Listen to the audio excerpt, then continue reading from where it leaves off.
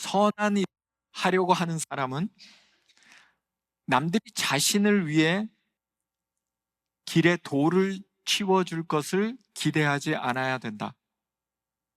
오히려 사람들이 자기가 가는 길에 돌을 굴려다 놓을 것을 생각하고 그것을 담담히 운명으로 받아들여야 할 것이다. 이 말은 1952년 노벨 평화상을 받은 알베르트 슈바이처 박사가 자기의 자서전 나의 생애와 사상이라는 글에 기록한 말입니다. 그렇습니다. 우리가 선하고 좋은 일을 하려고 할 때 사람들이 다 나를 도와줄 것 같지만 실제로는 오히려 엄청난 반대에 직면하는 경우가 많습니다. 많은 사람들이 좋은 일을 하겠다고 시작했다가 반대하는 사람이 있어서 그 비판 때문에 낙심해서 하던 일을 포기합니다. 제가 교회에서 많은 분을 만나서 얘기할 때 가장 많이 나누게 되는 주제가 뭔지 아십니까? 하나님의 일 좀 열심히 하려고 하는데 누군가 잘 안 도와준다라는 거예요. 저 사람이 방해한다는 거죠. 좀 도와주면 좋겠는데 왜 방해하냐는 거예요. 마음의 상처와 아픔이 있다라는 겁니다.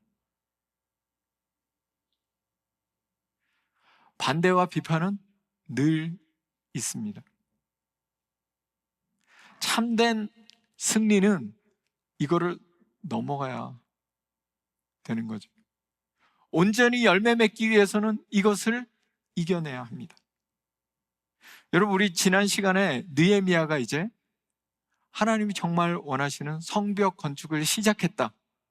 하나님이 주시는 지혜로 잘 시작했다. 이렇게 얘기했는데 그러면 마지막까지 아무 문제 없이 그냥 쭉 갔을까요?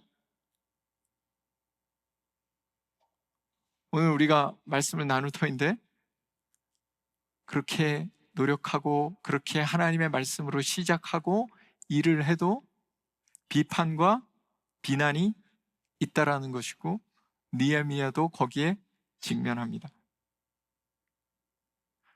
그 반대와 비판 때문에 성벽 건축을 못하게 되는 그러한 위기에 직면했다는 겁니다. 하지만 우리가 드라마의 결말을 알고 있죠.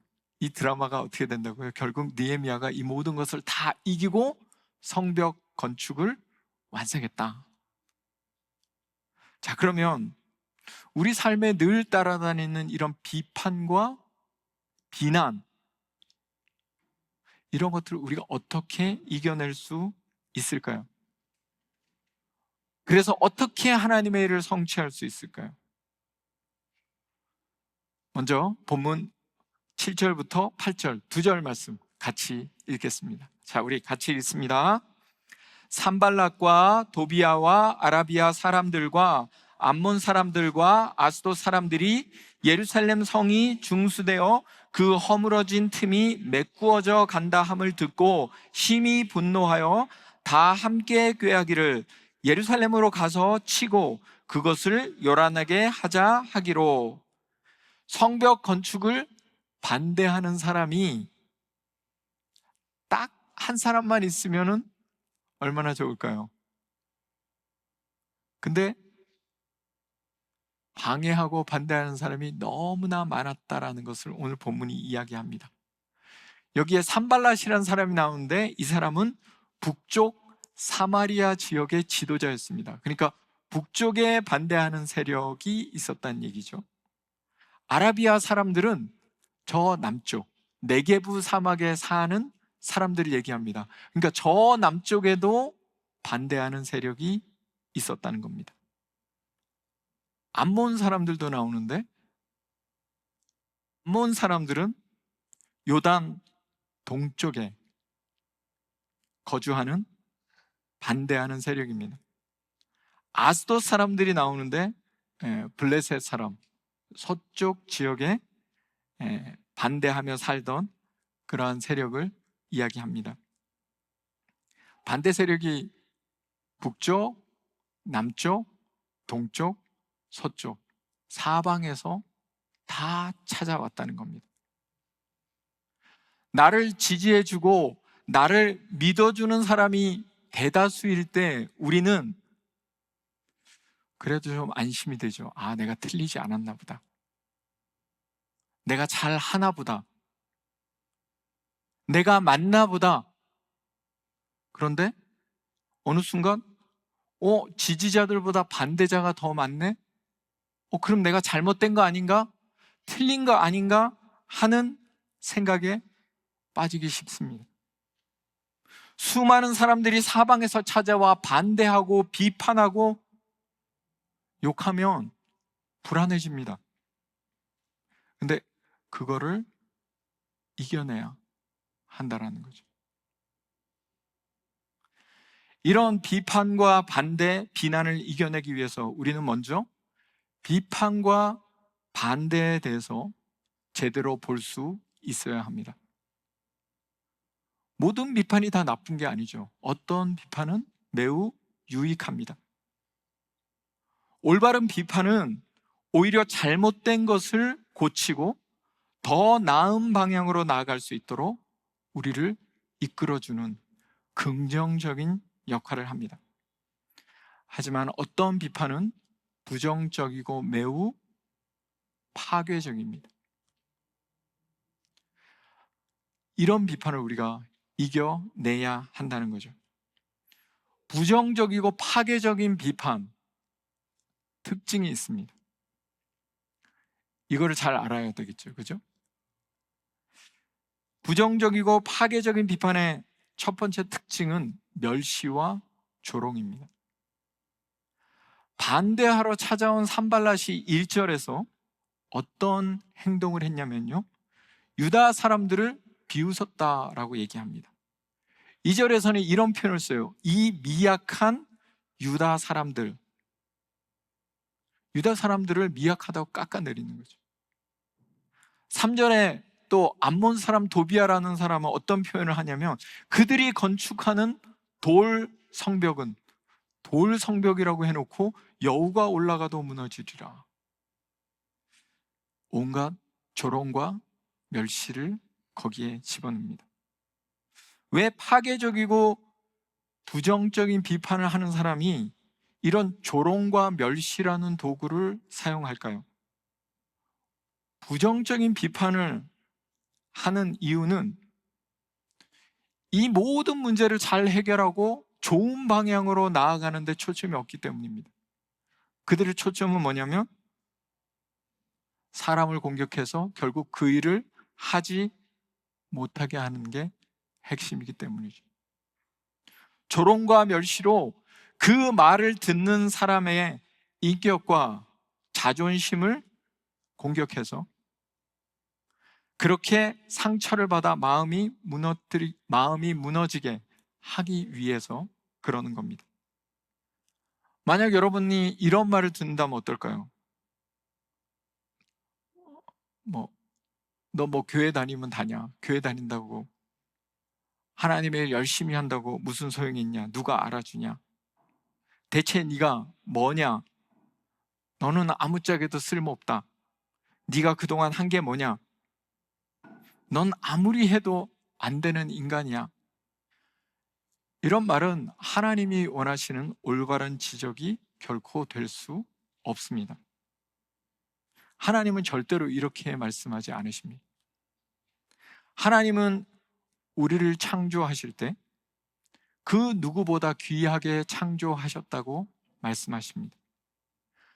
하나님의 귀한 창조물을 쓸모없다 얘기하는 것은 하나님을 대적하는 말입니다.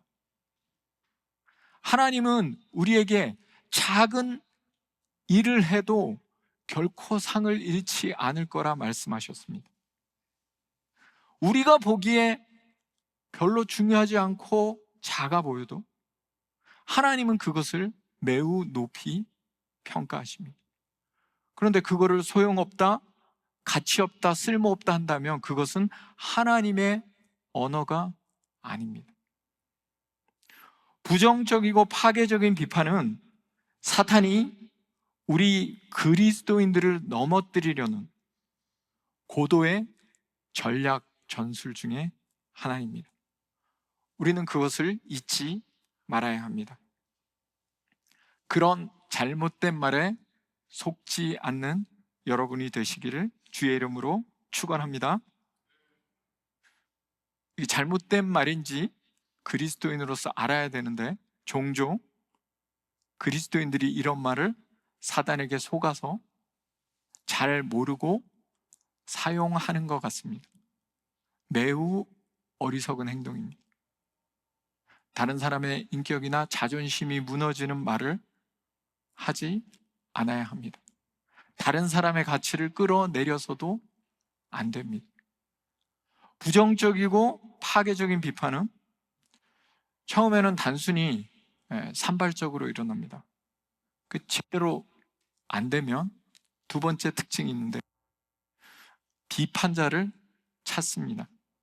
자기와 같은 생각으로 똑같이 비판할 사람을 찾습니다. 8절에 대적들이 다 함께 꿰어서 예루살렘 성을 요란하게 하자, 그리고 찾아왔대요. 자, 그래서 어떻게 됐을까요? 9절을 건너뛰고 10절부터 12절까지 세 절을 우리 같이 읽어보겠습니다. 같이 읽습니다. 유다 사람들은 이르기를 흙무더기가 아직도 많거늘 짐을 나르는 자의 힘이 다 빠졌으니 우리가 성을 건축하지 못하리라 하고, 우리의 원수들은 이르기를 그들이 알지 못하고 보지 못하는 사이에 우리가 그들 가운데 달려 들어가서 살육하여 역사를 그치게 하리라 하고, 그 원수들의 근처에 거주하는 유다 사람들도 그 각처에서 와서 10번이나 우리에게 말하기를 너희가 우리에게로 와야 하리라 하기로. 부정적이고 파괴적인 비판을 하는 대적들이 성을 요란하기 위해 왔습니다. 그래서 말을 막 하니까 유다 사람들 중에 몇몇이 거기에 영향을 받았다는 거예요. 동조했다라는 겁니다. 여러분, 처음에 소문이나 가십이 생겨날 때는 사람들이 잘 믿지 않습니다. 에이, 설마. 근데 그 말이 계속되면 사람들이 너도 들었니? 나도 들었어. 조금 더 가면 진짜 그랬대? 그 정말이야? 서세 사람들이 잘못된 말에 진실인 것처럼 따라가게 되죠. 10절에 보니까 그래서 유다 사람들, 지금 성벽을 짓고 있는 사람들이 어떤 말을 합니까? 그들 스스로 성벽을 한 반쯤 지었다고 본문에 나오는데, 있고 와 이제 반만 하면 된다, 이게 아니라 이제는 힘이 빠져서 더 이상 건축 못하겠다, 이렇게 얘기했다라는 겁니다. 성벽 공사를 방해하는 이들은 내가 언제든지 따라가서 들어가서 다 이 모든 것을 망가뜨리겠다, 성벽 짓지 못하게 하겠다, 으름장을 놓았다는 겁니다. 12절에는 이런 대적들의 주위에 유다 사람이에요. 이 사람들은 지금 성벽 공사에 직접 참여하고 있지는 않지만, 그러나 이 성벽 공사가 잘 되기를 바라는 그런 사람들이었겠죠. 그런데 그들이 뭐라고 얘기하냐면 성벽 공사를 멈추고 좀 와서 우리를 도와달라, 빨리 와라라고 10번이나 요구했대요. 아니, 지금 성벽 공사를 해야 되는데 자꾸 사방에서 도와달라 와달라 그러다 보니 일을 자꾸 못하게 되었다는 겁니다. 대적들이 우리 주위의 사람들을 자꾸 포섭해서 소문을 내고 부추겨서 공사를 못하게 방해를 했는데 왜 그랬을까요? 믿음으로 굳건히 선 하나님의 사람들을 넘어뜨릴 수 없기 때문입니다. 하나님이 붙잡아 주시는 사람은 결코 넘어질 수 없기 때문입니다. 그래서 전략을 바꾸는 거예요. 믿음 있는 사람, 굳건한 사람은 넘어뜨릴 수 없으니까 그 옆에 나약한 사람들을 공격해서 넘어뜨리는 겁니다. 여러분이 믿음이 굳게 서 있으면 결코 넘어지지 않아요. 근데 언제 넘어져요? 마음이 약해질 때, 확신이 없을 때. 옆에 나약한 사람들이 넘어지면 어떻게 해요? 믿음이 굳건한 사람들이 흔들리겠죠. 결국 강한 사람도 마음이 약해져서 그 사람도 그 일을 계속 못하게 하는 것이 사단의 전략이라는 겁니다. 그럼 이런 부정적이고 파괴적인 비판 앞에 우리는 어떻게 행동해야 할까요? 자, 9절로 다시 돌아가겠습니다. 9절 말씀 다시 읽겠습니다. 우리가 우리 하나님께 기도하며 그들로 말미암아 파수꾼을 두어 주야로 방비하는데, 그리스도인의 최고의 무기는 기도입니다. 우리가 우리 하나님께 기도했다라고 얘기하죠. 예수님도 말씀하십니다. 마가복음 9장 29절에 이르시되 기도 외에 다른 것으로는 이런 종류가 나갈 수 없느니라. 중보기도가 굉장히 중요합니다. 뜨겁게 기도하지 않으면, 기도로 준비하지 않으면 달라져요. 기도 안 한 그런 주간에는 꼭 문제가 생기고, 기도 안 했을 때는 참 사람들이 웬일인지 그 주에는 이상한 행동을 하는 것을 많이 봅니다. 예수님이 살아계시는 동안 예수님이야말로 조롱과 멸시와 온갖 이야기를 많이 들었습니다. 유대의 바리새인들은 그 예수님을 향해서 세리와 창기의 친구라고 하며 예수님이 얼마나 부도덕하고 얼마나 더러운 사람인지 이야기하려 했습니다. 하나님을 모독하는 경고망동한 자, 성전을 헐고 3일 만에 다시 짓겠다고 떠들어대는 허풍쟁이, 자기가 스스로 그리스도라고 말하는 거짓말쟁이로 몰아붙이려 했습니다. 하지만 예수님은 그러한 조롱과 멸시를 다 참으시고 십자가에 달려 우리의 죄를 위해 죽으셨습니다. 이 모든 것을 가능케 한 것이 기도였습니다. 조롱과 멸시가 찾아올 때 기도하는 여러분이 되시길 바랍니다. 기도만이 모든 것을 해결할 수 있는 유일한 열쇠입니다. 기도하고 계십니까? 힘들고 어려워서 더 기도하십니까?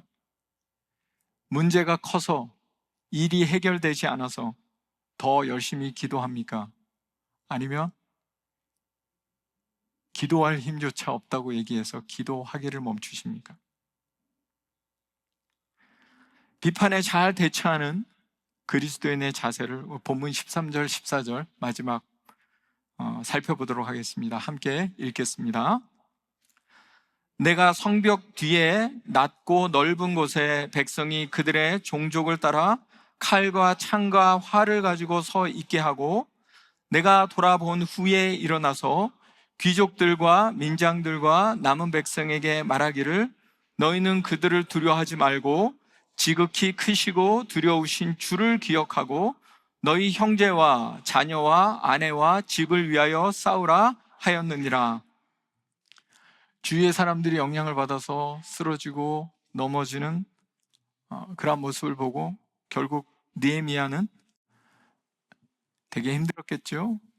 근데 포기하지 않고 계속 있는 일을 진행합니다. 그리고 사람들을 모아놓고, 흔들리는 사람들을 모아놓고 그러한 대적과 맞서 싸우라 얘기합니다. 두려워하지 말고 하나님을, 정말 두려워할 사람은 분은 하나님이시다, 그 하나님을 기억해라. 그리고 너의 가족과 모두를 위해서 싸워라. 왜냐하면 이 성벽이 지워져야 모든 사람이 잘 살 수 있기 때문입니다. 반대하는 사람들이 비판을 가할 때 느헤미야는 기도하며 아마 자기의 부족한 부분을 보완하고 돌아봤을 것입니다. 그러면서 성벽 공사를 중단하지 않고 계속 해 나갔습니다. 반대와 비판하는 사람들 때문에 그 말에 낙심해서 내가 이런 말을 듣고 이런 대접을 받으면서까지 이 일을 해야 하나 포기하고 싶겠지만, 그러나 그 일을 하는 것이 그 일을 이루는 가장 중요한 방법입니다. 위대한 사람들의 특징이 있어요. 비난과 비판 속에서도 그 일을 멈추지 않았다는 겁니다. 자동차를 발명했을 때 자동차와 말 두 마리가 끄는 수레를 경주하자라는 요구가 있었답니다. 자동차가 이겼을까요? 말이 끄는 수레가 이겼을까요? 예, 말이 끄는 수레가 이겼습니다. 그래서 거봐라, 자동차가 아무 소용이 없다라고 온갖 조롱과 비난을 받았지만 끝없이 노력해서 지금의 자동차가 나온 거죠. 처음에 비행기를 발명했을 때 하늘을 59초간 날았다고 합니다.